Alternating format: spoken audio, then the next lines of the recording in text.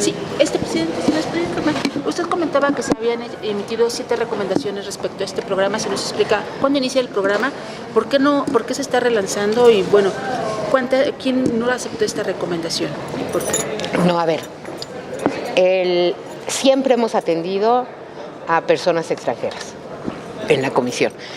Más de 500 quejas en el periodo del 2010 a la fecha, quejas que tienen que ver con, como ya les dije, las principales violaciones, ahorita se las paso de tomo las que leí. Siempre. El problema es que este programa se había lanzado hace alrededor de 8 años, operó alrededor de 3 años y dejó de funcionar. Las razones no las conozco, pero para nosotros era muy importante volver a relanzar, porque de todos modos nosotros atendíamos a los extranjeros, pero no llegaban. Si la gente muchas veces aquí no sabe dónde estamos, ni quiénes somos, ni qué hacemos, pues la gente extranjera mucho más. Y mucho más, además mucho menos, quienes por alguna razón, además están en una situación de migración irregular y que generalmente no acceden a las instituciones por el propio miedo de evidenciar procesos, por ejemplo, no documentados. Entonces, para nosotros es muy importante el poder hacer el relanzamiento de este programa. ¿Por qué? Porque eso nos va a dar la posibilidad de articular esfuerzos, es decir, estar articulados con quienes son las representaciones de estos extranjeros de su país, los que los defienden por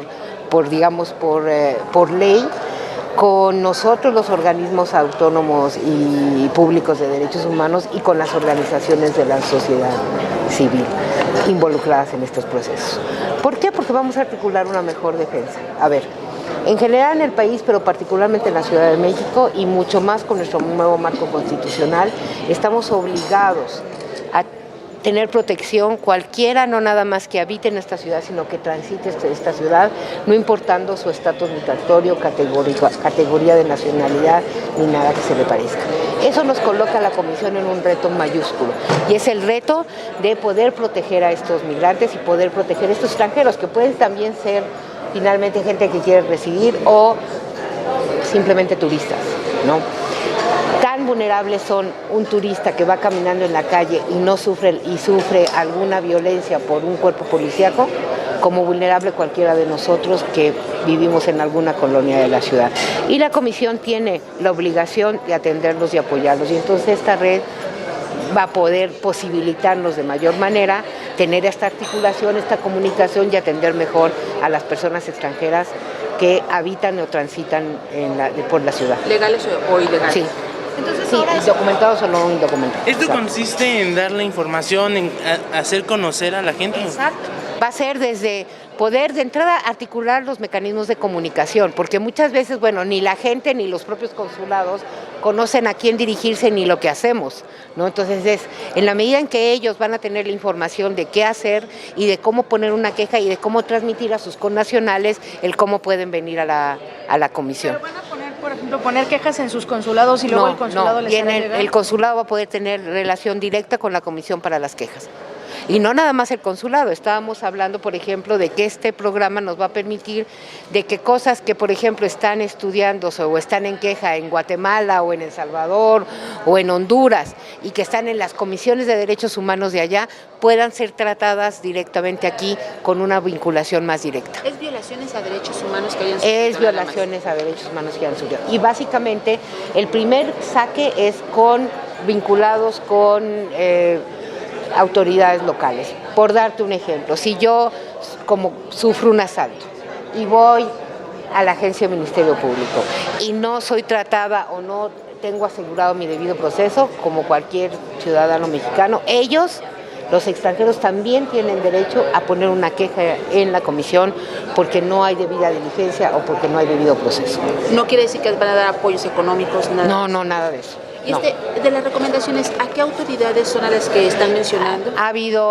Las recomendaciones están dirigidas a la Secretaría de Seguridad Pública, a la Procuraduría General de la Ciudad, a la Secretaría de Salud, entre otras, las más mencionadas. ¿Cuál fue la que no aceptaron y a quién iba dirigida? Fíjate que no tengo el dato, te lo doy ahorita. ¿Cuántos países son los invitados a este? La red están invitados todos los países. Ahorita a esta primera convocatoria llegaron 41. Pero son países que tengan embajada En la Ciudad de México, que son pues todos. Vicepresidente, usted comentaba que de las desapariciones forzadas, la Ciudad de México se ubica en el primer lugar, ¿no? ¿Por qué esta situación cuando tenemos toda la situación en el norte de violencia, ¿no? De inseguridad?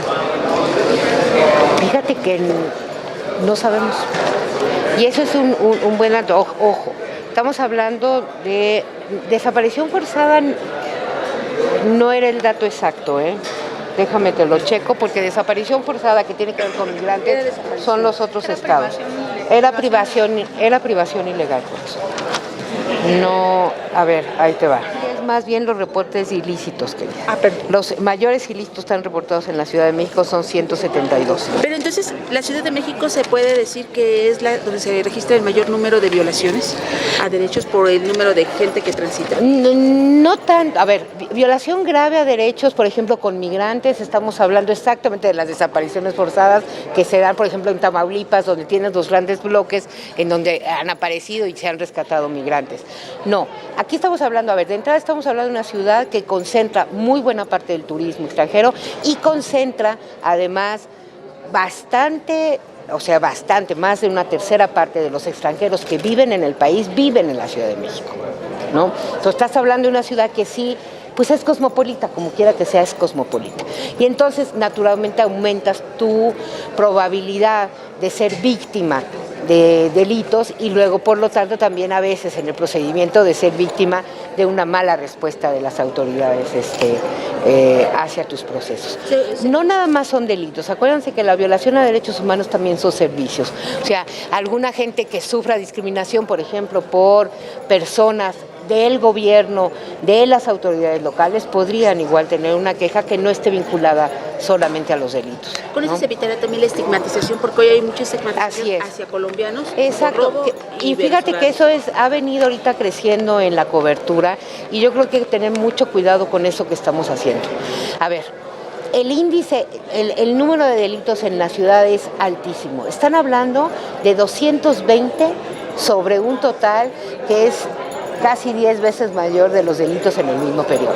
Lo otro es que además de esos, pues más o menos si es alto, la mitad son cometidos por colombianos. Pero si tú lo ves en la proporción mayor, estamos hablando de que tenemos que tener cuidado exactamente con mucho, porque lo que estamos provocando es lo mismo que nos quejamos de lo que dicen de nosotros en Estados Unidos.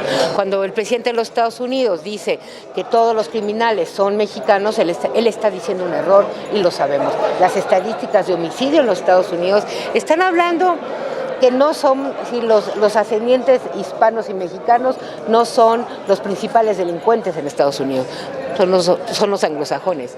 Entonces, cuando él descontextualiza y dice eso, nos criminaliza y nos estigmatiza. Nosotros no podemos hacer eso.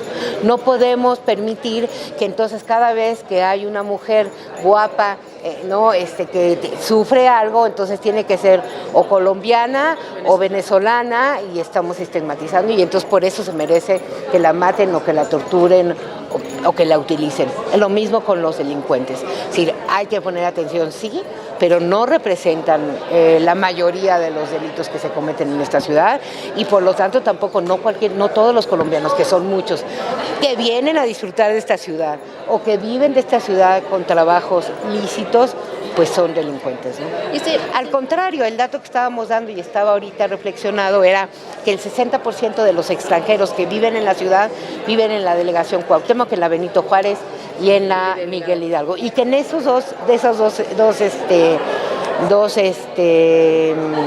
delegaciones se presentan los mayores índices de delitos por robo, por ejemplo, en la calle, ¿no?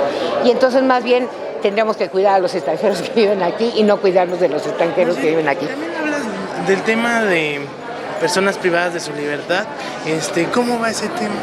Porque que en extranjeros, sí, tenemos, de hecho, una de las quejas está relacionada con una mujer que sufrió violación forzada estando recluida en una de las... ¿Sigue habiendo violaciones a derechos humanos en el interior de las prisiones? Lamentablemente sí. Es decir, seguimos teniendo un gran reto en términos de las personas privadas con libertad, ya sean extranjeras o connacionales.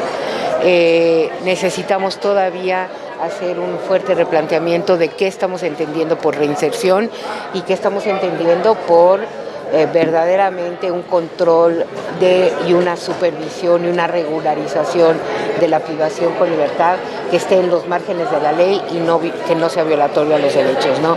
Hay todavía lo que en algún momento se llamó autogobierno, que ahora tiene otros nombres, ¿no?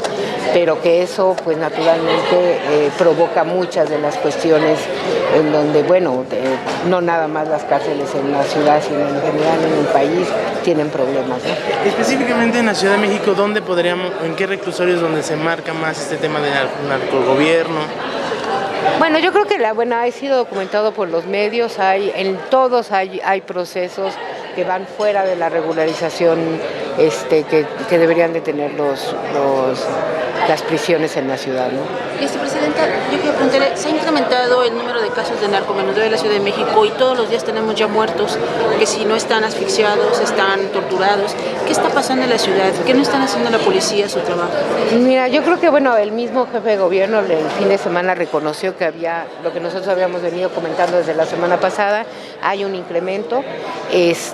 Nosotros consideramos que tiene que ver con que no estamos haciendo una visión integral de lo que tiene que ver con la prevención social de las violencias y los delitos, ¿no?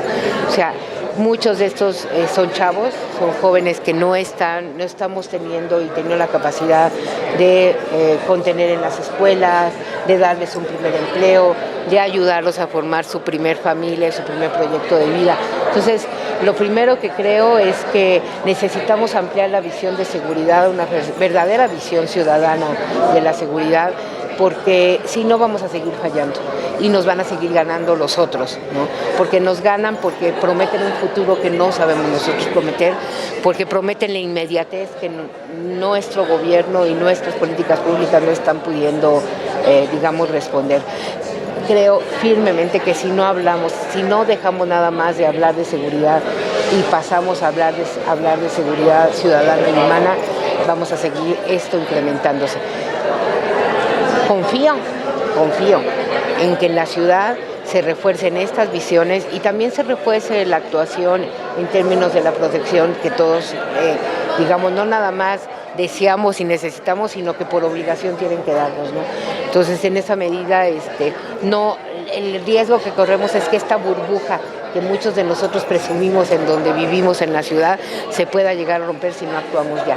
Se ha estado negando la existencia de cárteles aquí en la Ciudad de México, pero los tenemos todos los días, ¿no? Son un cierto nivel de incorporación del crimen. Lo que hace la autoridad es hacer una división, como en términos de que no estamos en la lucha de las plazas como puede ser Michoacán, Tamaulipas, Coahuila, etcétera, pero sí estamos en un proceso que tú ya mencionaste bien, que es de narcomenudeo y que además también debe preocuparnos por las dos lanzas, no nada más por quien está involucrado, sino porque este narcomenudeo está dirigido a nuestros jóvenes en su mayoría. Para atenderlo primero tendría que haber un mayor reconocimiento, ¿no? Así es.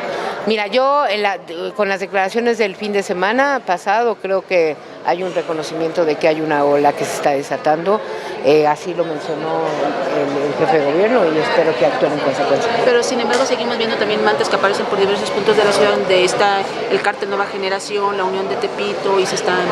Habría que cuidar mucho esa parte porque finalmente todo, a como se hace en el análisis, sigue siendo a narcomenudeo. Muchas veces estos letreros también logran su propósito en términos de hacer una percepción de la gente de que están ahí metidos, lo cual también puede ser un rejuego para que jueguen con nuestra visión de qué está pasando, ¿no? Pero no es como una negación, porque dicen narcomenudeo, bueno, pues sí, pero ese narcomenudeo viene de un grupo de narcotráfico. Claro.